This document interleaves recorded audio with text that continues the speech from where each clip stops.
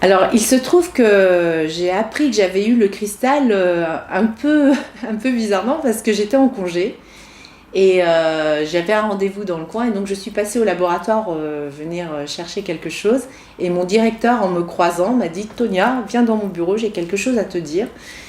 Et donc je me suis dit « Bon, qu'est-ce qui se passe ?» Donc je vais dans son bureau et là il m'annonce « J'ai très grande joie de t'annoncer que tu as obtenu le cristal du CNRS ». Alors il est le seul à l'avoir vu, mais oui, j'ai un petit peu explosé de joie.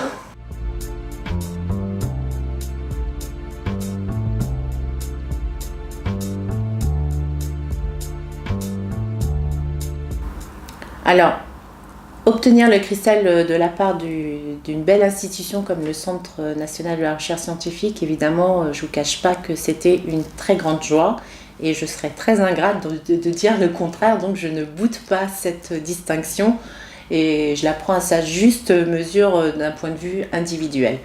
Mais au-delà de ça, c'est aussi la reconnaissance d'un travail collectif. Please, c'est un projet qui réunit beaucoup de personnes. Et donc pas seulement les enseignants-chercheurs et les chercheurs, mais aussi tout le personnel administratif, tout le personnel de documentation dans le centre et bien sûr tous nos partenaires. Donc ce projet est vraiment un projet, on va dire, dynamique. Et il répond également ce pourquoi je pense on est tous fonctionnaires, c'est-à-dire que bénévolement on remplit le rôle de mission de service public quelque part. Et donc ça, je pense que c'est pas à négliger.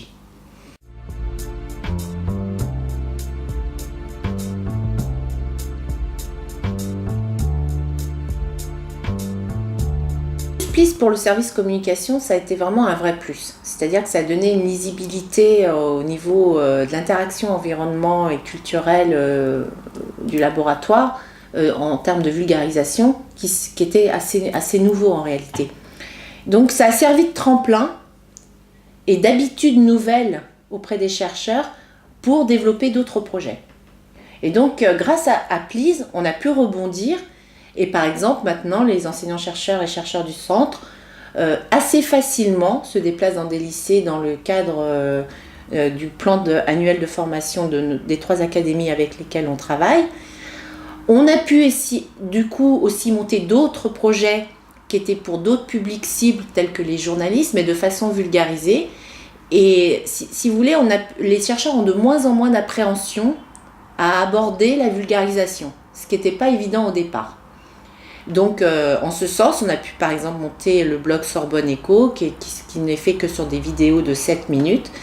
Et c'est un produit qui est assez bien abouti et qui peut en plus se décliner à nouveau au niveau des lycées comme support pour illustrer un cours en économie et ce produit fonctionne quand même assez bien. Alors la valeur ajoutée du projet Please pour le Centre d'économie de la Sorbonne, je pense qu'en premier lieu ça a été de faire collaborer des gens autour d'un objet, donc cet objet Please, collaborer des gens qui ne collaborent pas naturellement entre eux, puisqu'on est très divers au sein du CES, et cette expérience commune a été vraiment bénéfique pour créer du lien, j'ai envie de dire, entre tous les chercheurs ici. Donc ça c'est un premier point purement interne très positif de ces journées. Un second point positif a été de faire penser plus naturellement aux chercheurs le fait que la valorisation est quelque chose, la vulgarisation, la valorisation des recherches qui sont menées ici est quelque chose d'appréciable, de prenant et de passionnant. Et donc je crois que maintenant c'est aussi quelque chose qui participe d'un mouvement général, puisqu'on nous le demande de toutes parts, il y a une demande de la société, il y a une demande de nos évaluateurs, mais je pense que ce projet-là a permis de répondre un peu à cette demande avant même qu'elle soit fortement exprimée, et à contribuer au fait que maintenant les blogs se sont développés, les gens prennent plus facilement la parole dans des médias divers et variés. Et je pense que Please a eu son rôle, et un rôle important pour créer cette dynamique positive de ce point de vue-là.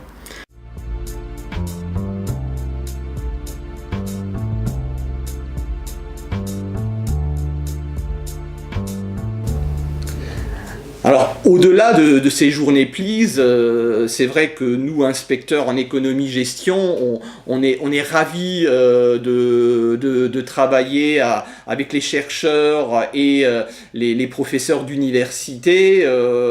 Et donc, depuis quelques années, en plus de ces journées Please, se sont mis en place sur chacune des 3 académies de Paris, de Versailles et de Créteil, des journées qu'on a appelées par exemple, questions actuelles en économie, où des chercheurs, professeurs d'université, donc de Paris 1, viennent faire des conférences, cette fois-ci destinées à nos professeurs d'économie gestion. Et donc, je peux vous dire que ces journées rencontrent un grand succès.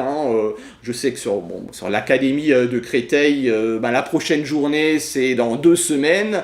Lorsque j'ai lancé aux professeurs l'invitation à s'inscrire à ces journées, en 24 heures, j'ai eu 30-40 inscriptions déjà, on est bien au-delà à ce jour, mais ce qui montre que nos professeurs ont une réelle demande par rapport à des interventions de haut niveau de la part de chercheurs, de professeurs d'université sur des questions économiques.